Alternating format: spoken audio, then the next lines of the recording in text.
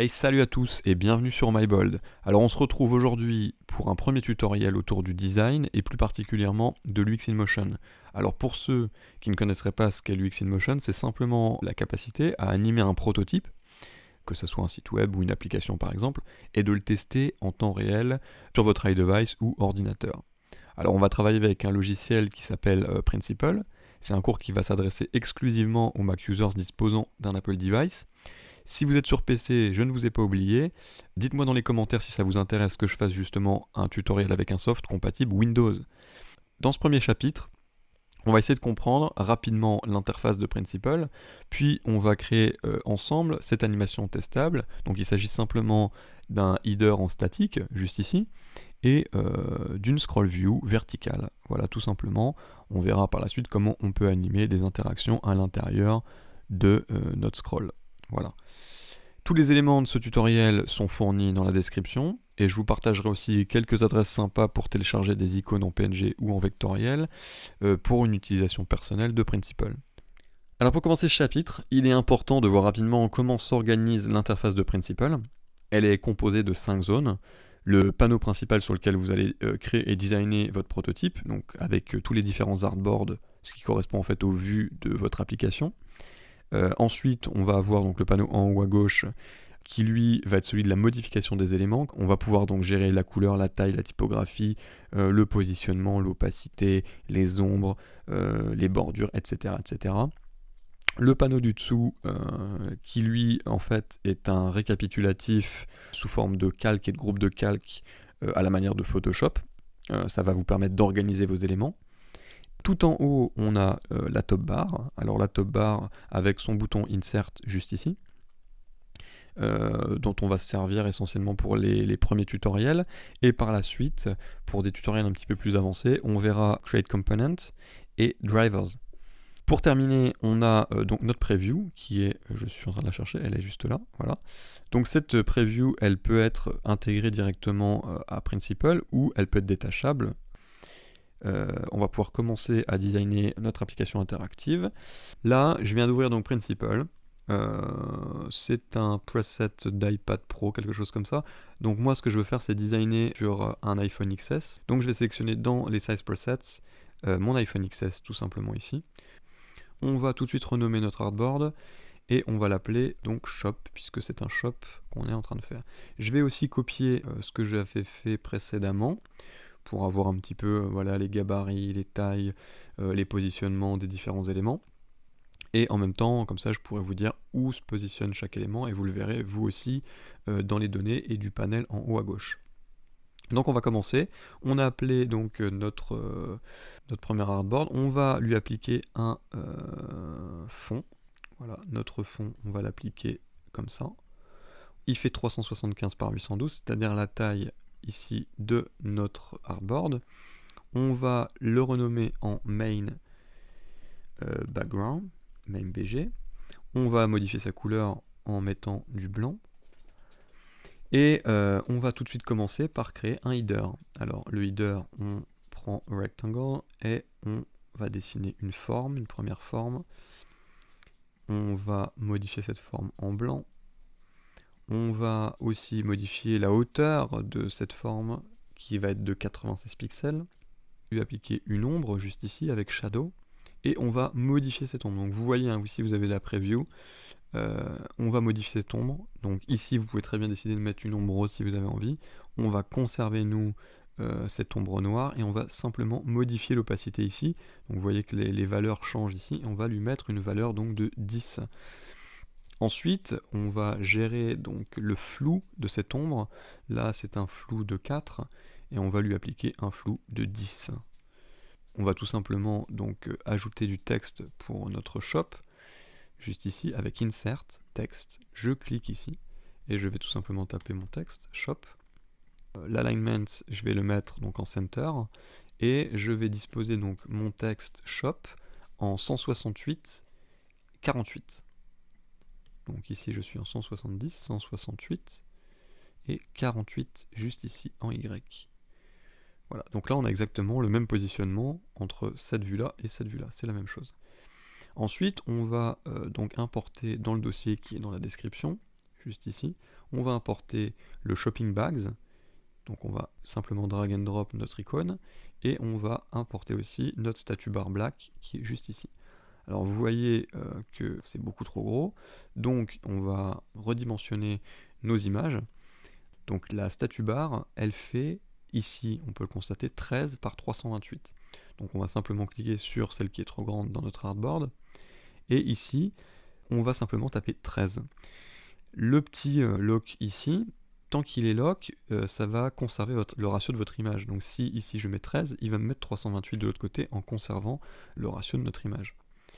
Ensuite, pour la position, je reviens sur cette zone et tout ce qui va être position, ça va être sur donc, les axes X et Y. Donc là, elle est positionnée en X 31, Y 17. Donc 31, 17. 31 ici et 17 juste ici.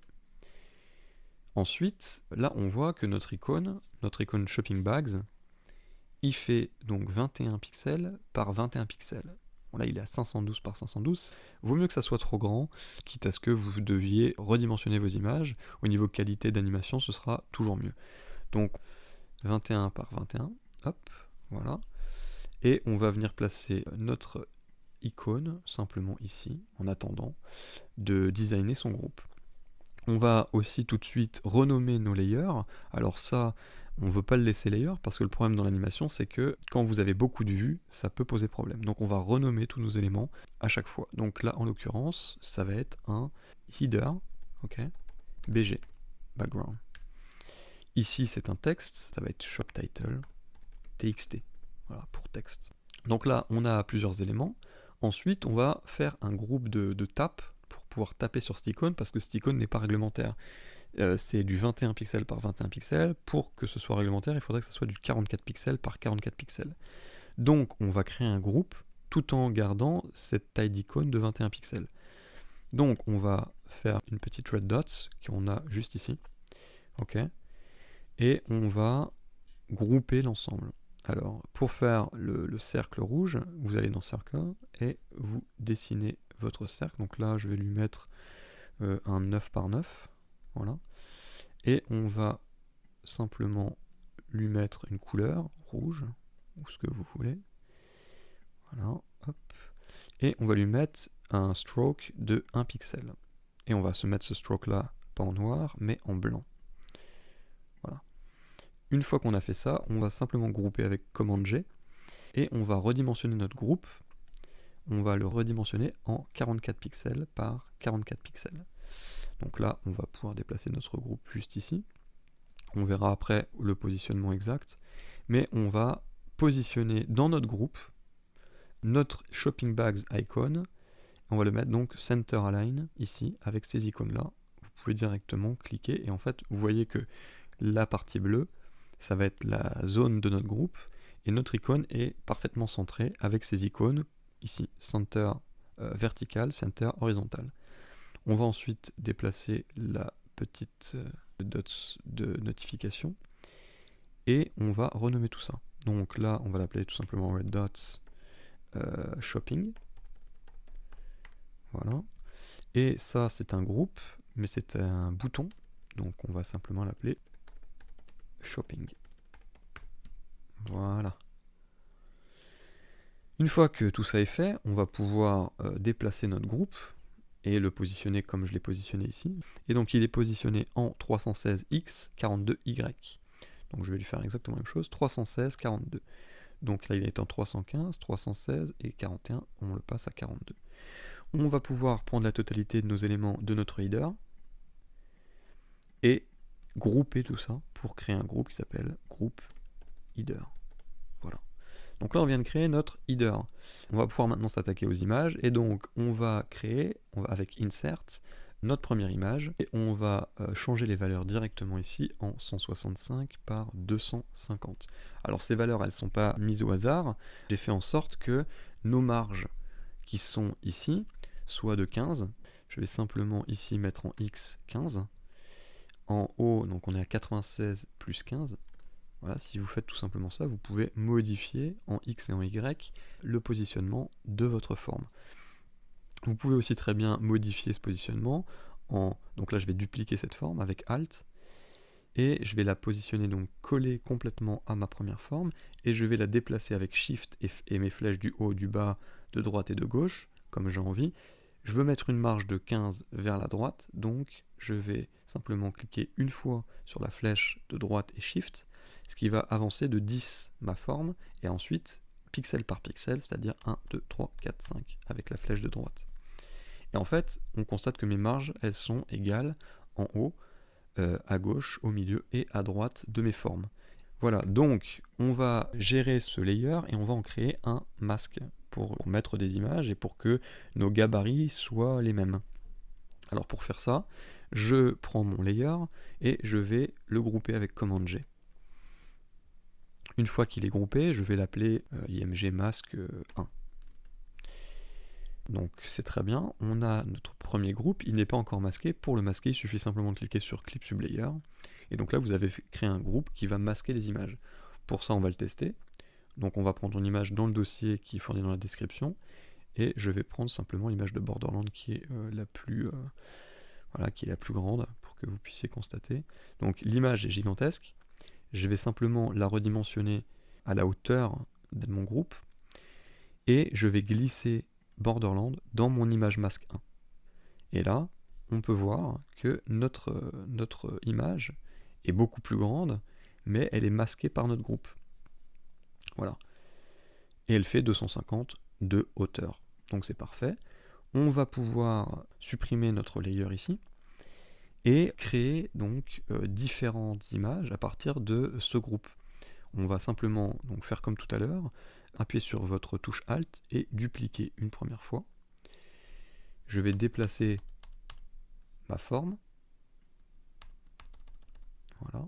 Et je vais encore une fois dupliquer. Voilà. Et donc, toujours la même chose, vous allez dans le dossier, vous sélectionnez vos images. Donc moi, je vais prendre mes images ici, ce sera beaucoup plus rapide. Voilà, hop.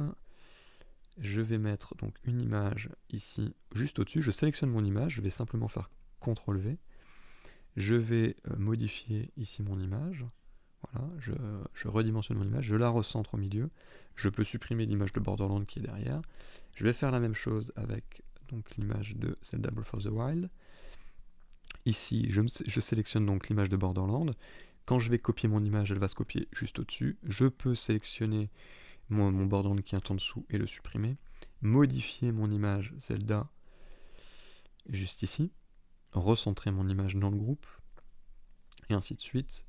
Donc on va prendre l'image de Battlefield, la mettre donc ici au-dessus de Borderland, cliquer, modifier, je resélectionne mon image de Battlefield juste ici, je redimensionne mon image et je la recentre. Voilà, une fois qu'on a ça, on va sélectionner nos 4 images et on va redupliquer la totalité de nos éléments pour en faire encore une fois 4. Voilà, c'est du contenu, on crée du contenu tout simplement. 1, 2, 3, 4, 5, voilà. Et donc là, on a nos images, on va sélectionner donc tous nos groupes de masques, du 1 jusqu'au 8, et on va les grouper, Command G. On va appeler ce groupe Scroll View, hop. On aurait très bien pu aussi l'appeler Scroll View Shop, ce qui serait quand même plus sympa à mon avis pour la suite. Et on va redimensionner notre groupe scroll, sinon ça ne fonctionnera pas. Pour activer une page de scroll, il faut aller donc horizontal ou vertical. Là on veut un scroll qui va être vertical, donc du bas vers le haut ou du haut vers le bas. Je clique ici et je sélectionne scroll. Une fois que ça c'est fait, le problème c'est que ça ne va pas marcher. Il va revenir à chaque fois, ça ne fonctionne pas. Alors, pour que ça fonctionne, il faut délimiter une zone de scroll. Cette zone de scroll, on va la délimiter juste ici, avec les gâchettes du groupe.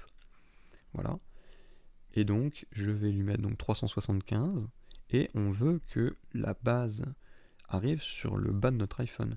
Et là ça fonctionne. Notre scroll fonctionne, mais il passe au-dessus de notre header. Alors ça c'est normal, ça fonctionne à la manière de Photoshop, c'est-à-dire que pour qu'il passe en dessous de notre groupe header, il faut que notre groupe header soit positionné juste au-dessus. Et donc maintenant, notre scroll va fonctionner. Donc voilà, cette introduction à l'UX InMotion débutant touche à sa fin. On se retrouve vendredi prochain pour la suite du tutoriel. N'hésitez pas à me poser vos questions sur Twitter ou dans les commentaires. Bien évidemment, si vous avez aimé cette vidéo, un petit thumbs up est toujours apprécié et le partage l'est encore plus. Donc d'ici là, pratiquez bien et ciao.